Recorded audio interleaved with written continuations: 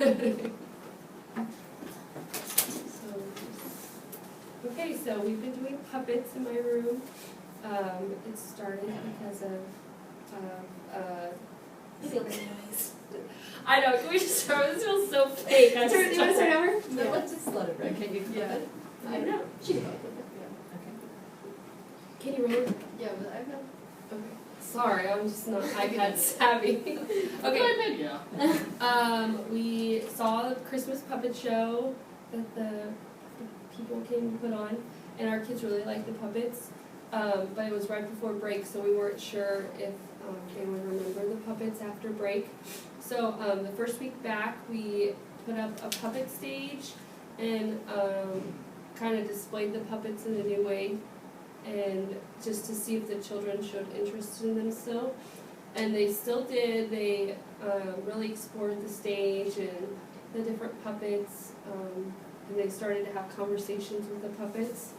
So those are pictures of our.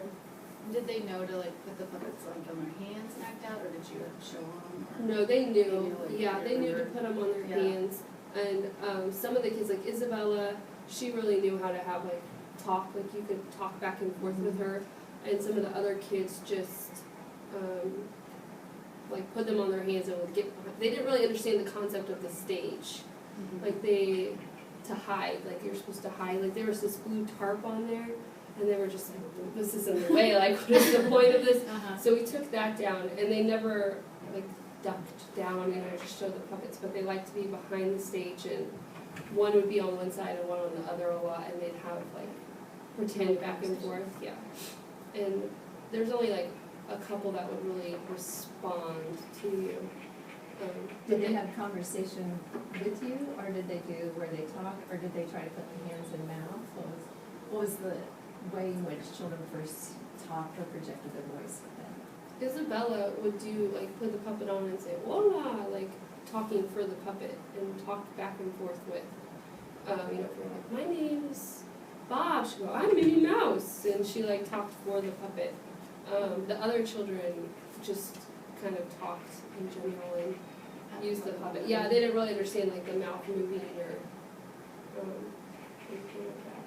It's just more generic play with a soft object. So, And you had people and animals both that you used? yes. And did you notice different voice or actions with animals or people? No, it was very much the same. Especially Isabel, it's the same voice for all objects. Deep and manly. No. Yeah, they're all the same. They haven't, and they still haven't really differentiated their voice at all. The puppets still use the same voice. So, and then the next week we started talking about stick puppets, just to kind of, because we used the hand puppets, and so we used these at our circle time, and I talked about how they were stick puppets because they have a stick on them. And we introduced 2 new songs, so the kids get to use the puppets when we sing the songs. And they really like the songs. They like asked to sing them all the time. And then later on in the week, once they kind of understood what a stick puppet was, we asked them if they wanted to make stick puppets. And we had put the sticks out in our area, but no one had really noticed. Because we thought, well, maybe they'll like go over there and notice the sticks, but no one really explored art that week. They go in phases, I think, with the art. And so we asked them if they wanted to, and they made puppets. So this one's Dora, and this is an airplane, and this is just a puppet. I don't know if this one is. But they made their puppets, and afterwards, there's pictures. They went over to the puppet stage and they played with their puppets. They didn't really have much dialogue with the stick puppets, no, but they did. But you saw action with them? Yeah. So when you said one was Dora, did the child use it in any way to reenact Yeah, Dora? with Dora they did, because there were 2 Doras, I think. So those 2, I believe, were kind of talking to each other, but the other ones were just kind of like standing there, like moving them and exploring them. Did they take them over to the puppet stage? Mhm. Yes, they did. And I think, Jesse, it's important that as we see the representational level of children, that you valued that in your classroom, and that there wasn't a teacher direction to try to make it Yeah. into something, but you allowed Yeah. their own representational level, and then you also then let them use their level of expression with those. And we try to encourage like scissor using too, like we help them, but some of them tearing and scissors to get the object. I obviously cut this one out. But, yeah. And Tyra and I made other ones too, so they could see both, like what they were making and also kind of put. Did you see a connection to what they made and back to these puppets? Was there any dialogue or discussion of that? No, because there was like an airplane and Superman and Dora. Like once one said Dora, the other, a couple other, oh, mine's Dora too. So no, they didn't really, none of them really made animals. But you had introduced the stick part of it, so they were. Yeah, so they understood like how to use them. And that was the goal. We just wanted to introduce like the type, and then they could kind of go and make whatever they wanted. But that way we were just like, make a stick puppet, and they're like, well, what's a stick puppet? So we just wanted to have these in use in our classroom to give them knowledge of how to use it. And then the stick puppets, we kind of branched off of that and wondered how we could explore shadows with the puppets. And there wasn't any, like the children didn't do anything in our classroom that made us be like, oh, they're interested in shadows, but we just thought that it would be an interesting thing to use the stick puppets with light. And so we went to the NPR and we projected with the projector a big light square on the wall. So the children, they explored their shadows, and then we also, I didn't bring those, but we also had large stick stencils, cutouts that we used on sticks to make stick puppets that were just solid images of like a bear and different animals. There were some people and a house, an airplane. So we put those out and projected the light and just kind of let the children come in and explore. And at first they really focused on their shadows on the wall. And they were like touching the shadows, and then they noticed the puppets and the light. And so they're like, oh, la luz, and they were really focused on the light. And then when they first used the puppets, they like put them flat against the wall. And then as like the time went on, they figured out, oh, if you hold it back, you can see the shadow. And we like watched our bodies move and the puppets move. How much language in that? Was it more movement than language with the shadows? There was a lot of labeling, because they labeled whatever object they picked up, they labeled that a lot. Or they'd say, oh, that's me, like their names or of their friends or themselves in the objects. And then too, we later on we put some of the images or the stick puppets on the projector, so it made them really big on the wall. And so they'd be like, oh, the Nina is on. They labeled a lot of whatever we put up there, or put this on there. They'd ask, for certain puppets to go up on the projector. It's funny because, like Brian, especially with the computer and with the puppets, he always thinks they're real. So he's always like, hola, and he's like, Jesse, like, why aren't they talking to me? He does that with anything like animated. It's really good. So he was like waving at the puppets and gave the puppet a high five. And one of the girls like started singing the fish song when she saw the whale puppet. So a lot of like association going on with the images. And then like Isabella was able to understand that it's a puppet, and she started having a conversation. She did her hola, and then I couldn't understand because it's Spanish. But she started talking like for the puppet as she was doing the shadow on the wall. So she's a little more advanced than some of the others in what they perceive the puppet to be on the wall. Which is a good contrast when you say Brian is in the immediate and he sees that puppet as live and real. Yeah. And Isabella can project her own self to that puppet and have dialogue back and forth, so that shows a good gap Mhm. between their development and that. Yeah, she always blows everyone.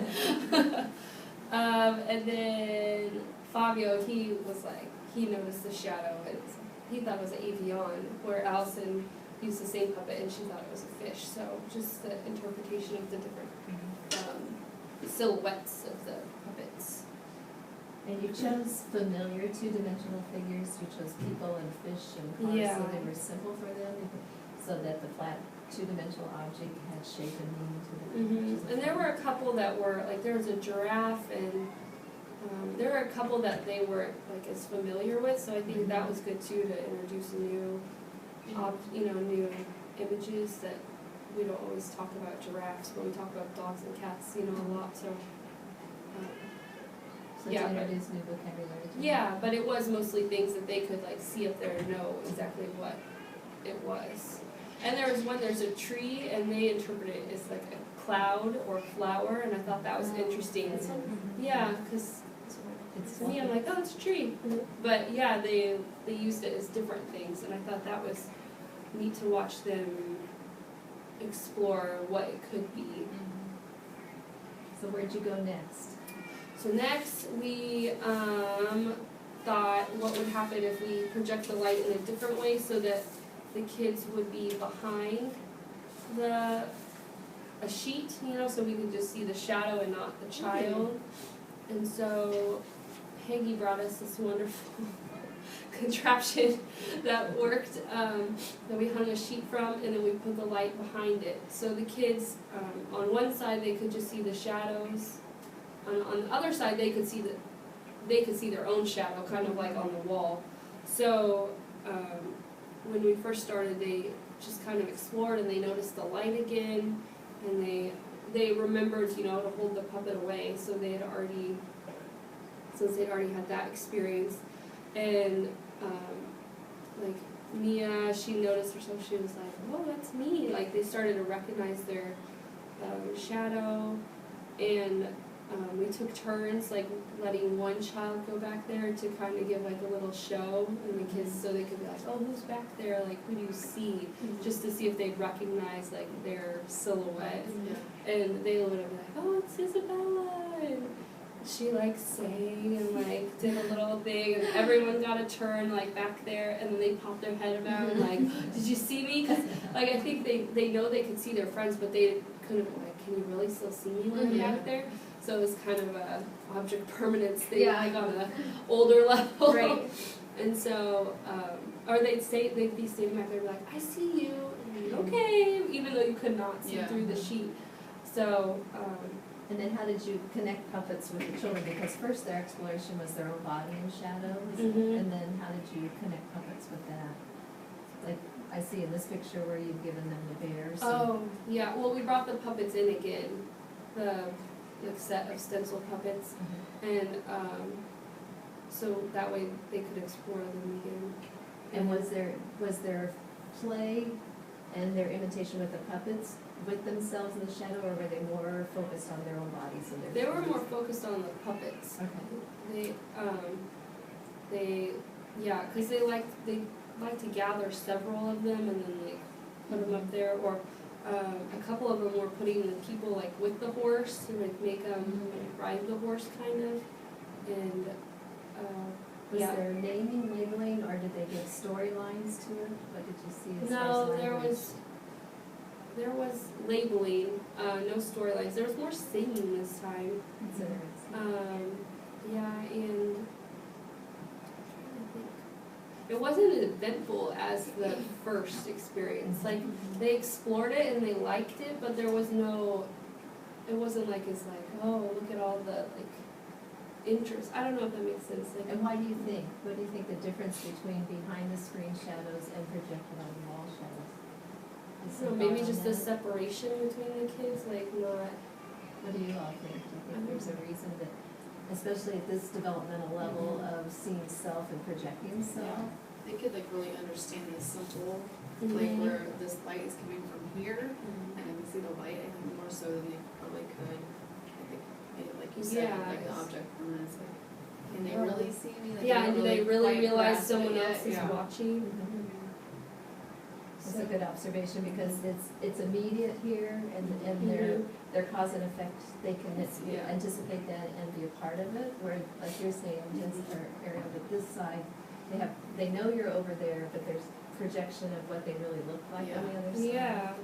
The advantage to this is what you can see with Mia looking here, she can see herself, so that's what you all are seeing. Mhm. So it's not as abstract to her, because she has that connection right here.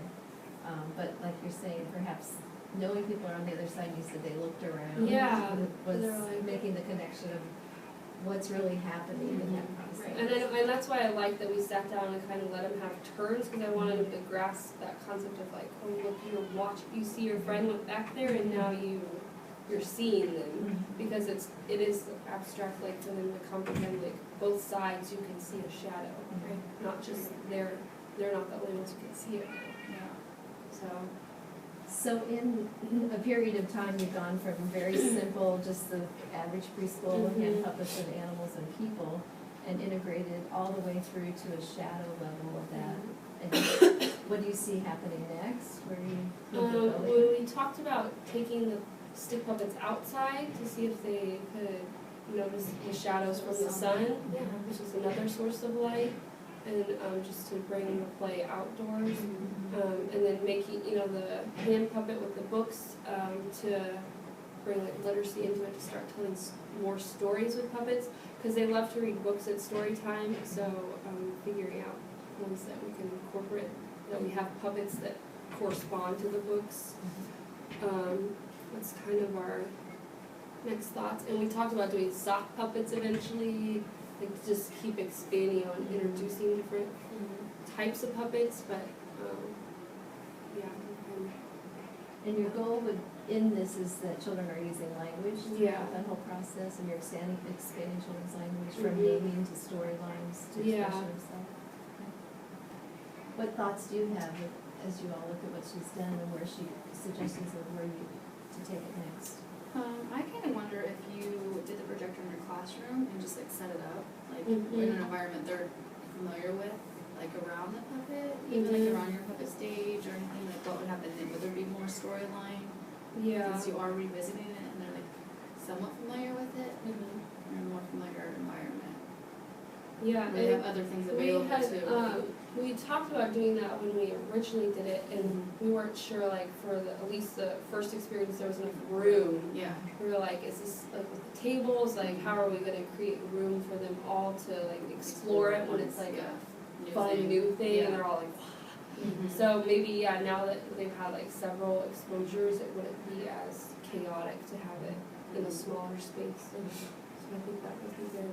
I think we didn't add that you even changed your environment, because puppets people Yeah. becoming such a predominant curriculum piece. for Yeah, your we were room. getting all these puppets that we're making and using, and they were like shoved in the corner, and I'm like, if this is our project, it needs to be displayed in a way that draws interest to it and not forgot about when we're not working or, using them for circle or something.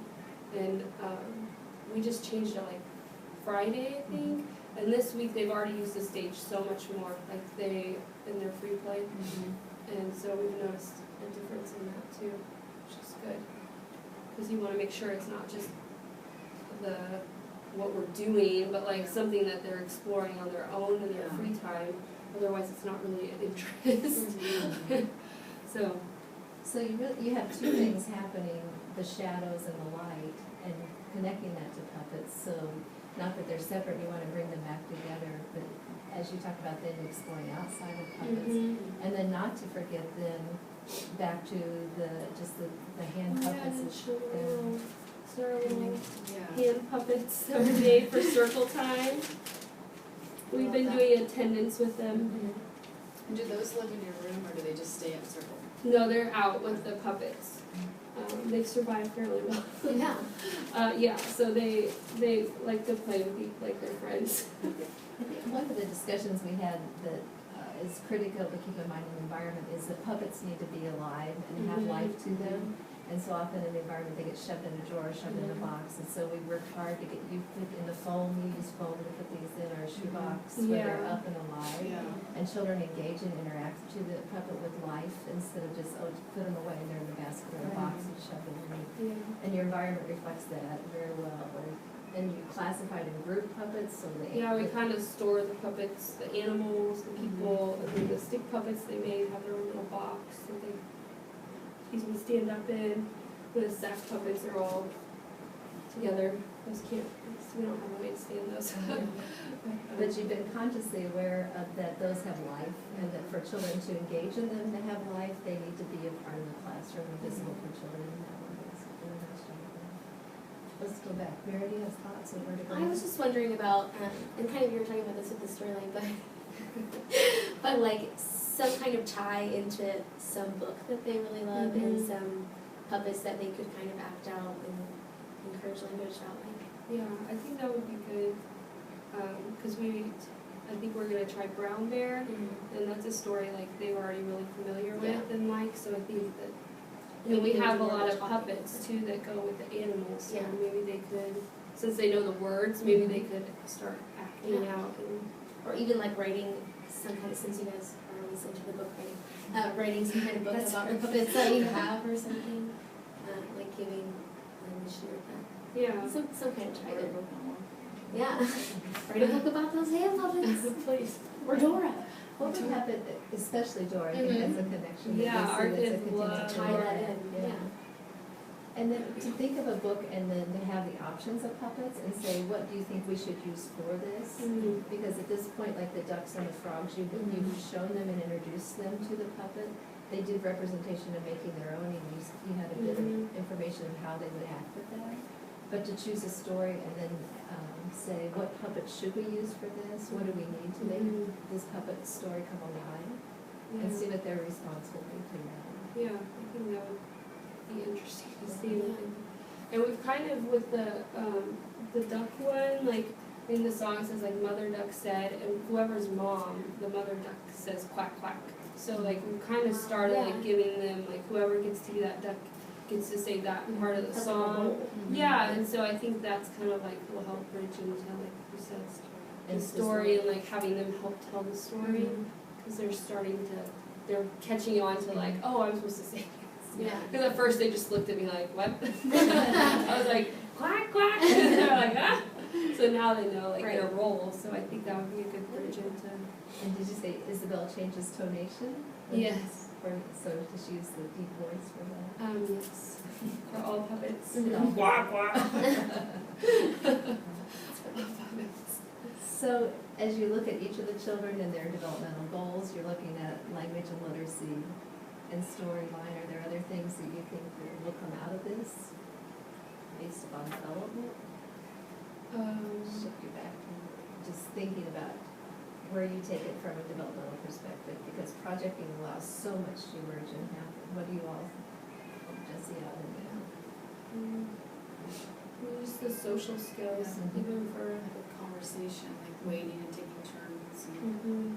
And one of our girls doesn't have that conversation skill at all. She just talk. I mean, she'll say whatever you want her to, but she doesn't understand like a give and take of a conversation. So I think having other kids and us model like that give and take would be really helpful for just her development to see. But she's just at the labeling name. Yeah, you say hi, she goes hi, or you know her name. Like you say hi Allison, she goes hi Allison. No, you say hi Jessie.